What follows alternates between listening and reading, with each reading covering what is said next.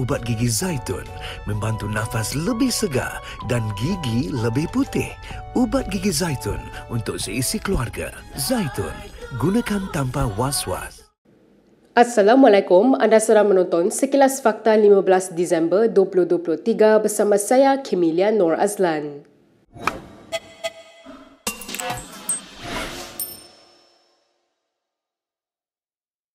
UMNO kini telah lari daripada landasan perjuangannya dan sesiapa yang mengkritik DAP akan dipecat.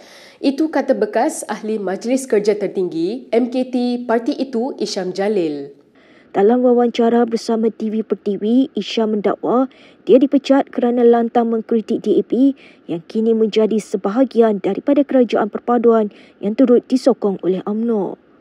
Pada 6 Disember lalu, MKT UMNO membuat keputusan untuk memecat Isham sebagai ahli UMNO. Perkara itu dimaklumkan seorang pemimpin UMNO yang turut hadir pada mesyuarat MKT UMNO itu namun meminta namanya tidak disiarkan. Menurut ahli MKT berkenaan, Isham dipecat kerana tindakannya mengkritik parti secara keterlaluan termasuk Presiden UMNO Ahmad Zahid Hamidi tanpa melalui saluran parti. Malah dakwa Isham, UMNO memecatnya tanpa melalui jawatan kuasa disiplin parti terlebih dahulu. Bagaimanapun, Ahmad Zahid menegaskan ianya memadai dengan keputusan MKT. Isham juga mendakwa kepimpinan Ahmad Zahid sedang merosakkan UMNO.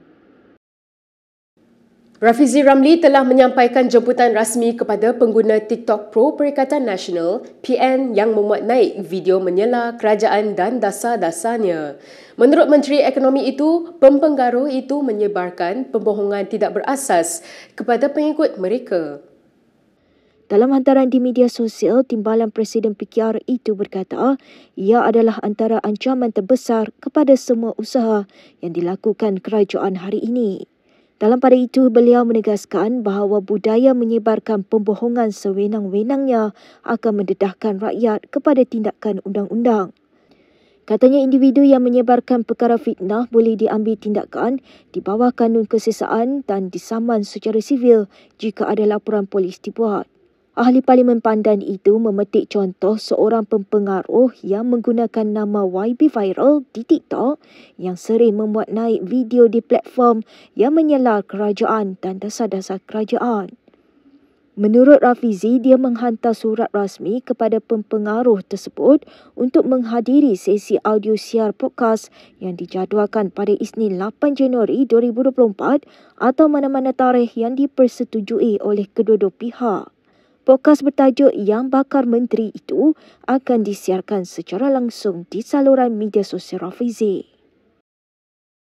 Berita seterusnya, tiada ahli parlimen dari Sabah atau Sarawak akan menyokong langkah mengehadkan jawatan Perdana Menteri kepada hanya orang Melayu Islam. Demikian kata Setiausaha Agung Parti Sarawak Bersatu, PSB, Barubian kepada Malaysia Kini. Adun bakelalan itu turut melahirkan rasa kecewa dengan kenyataan dibuat ahli Parlimen Machang Wan Ahmad Faizal Wan Ahmad Kamal kerana membuat cadangan sedemikian. Sambil menegaskan bahawa perlembagaan persekutuan sangat jelas mengenai perkara itu, baru berkata kaum dan agama tidak dinyatakan sebagai prasyarat ke atas seseorang calon Perdana Menteri.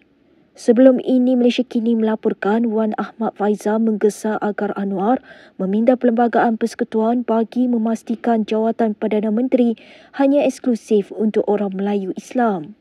Ketua Pemuda Bersatu itu mendakwa langkah tersebut boleh memulihkan sokongan orang Melayu kepada kerajaan.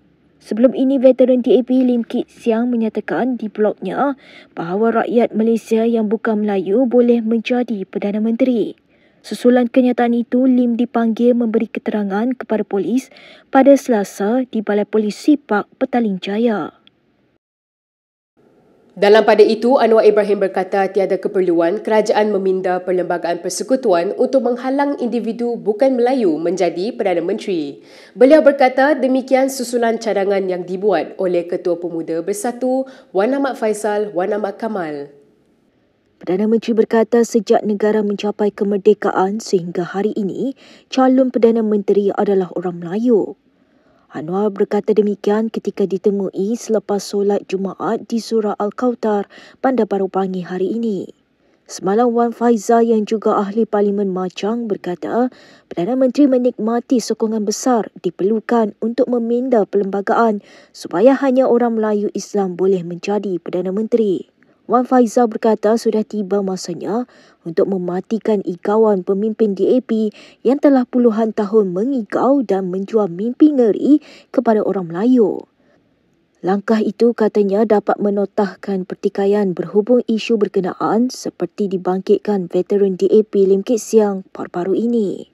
Terdahulu Lim mendapat kecaman selepas membangkitkan kemungkinan seorang bukan Melayu dilantik sebagai Perdana Menteri.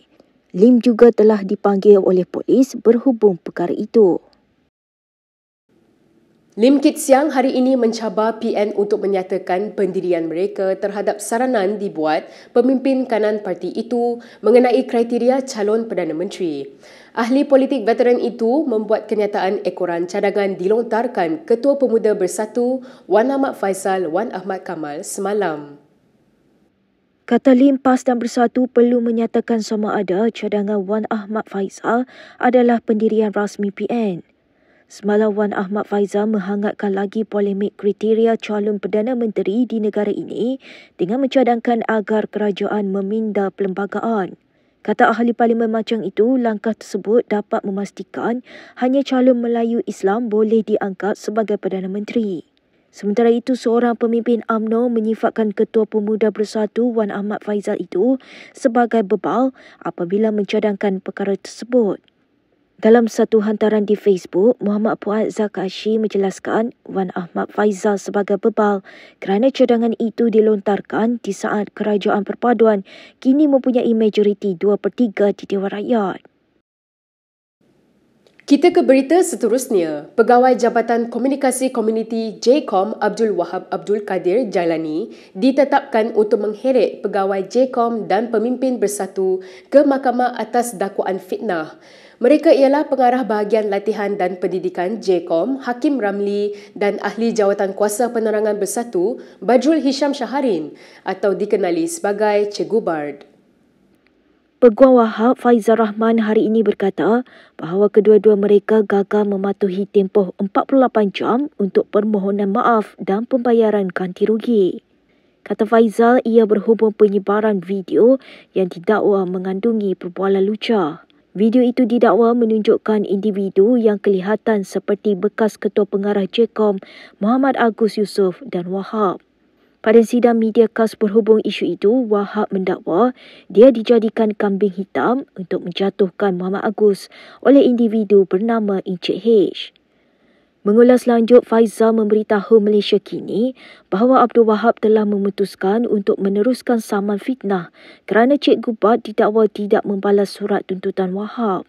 Peguam itu berkata Wahab juga tidak berpuas hati dengan jawapan hakim terhadap surat tuntutan itu.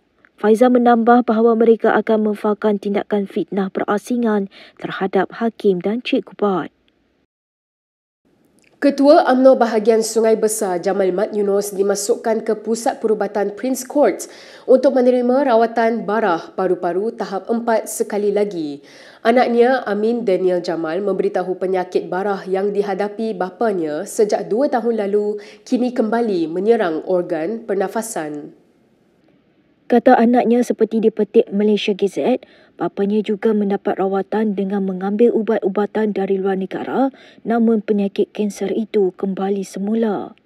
Difahamkan keadaan fizikal Jamal semakin lemah dan berat badannya juga semakin menyusut. Menurut Amin Daniel, keadaan kesihatan bapanya merosot sejak 17 Disember 2022 disebabkan beban tugas terlampau seperti menghadiri hampir 20 program dalam masa 2 hari. Kata Amin Daniel, keadaan bapanya bertambah buruk apabila terkena keracunan makanan di dalam salah satu majlis sehingga menyebabkan beliau pitam. Mengulas lanjut, Amin Daniel berkata bapanya kini sedang mendapatkan rawatan dan berehat di hospital swasta.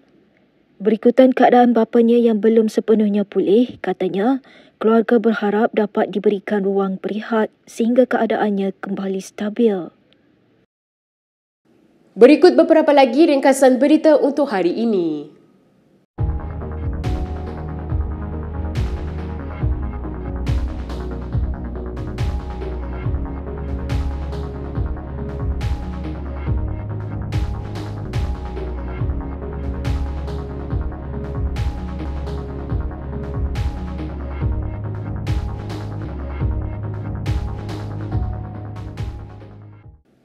Sekian sahaja daripada saya, Kemilia Nur Azlan untuk Sekilas Fakta. Untuk lebih banyak berita, anda boleh melayari kinitv.com.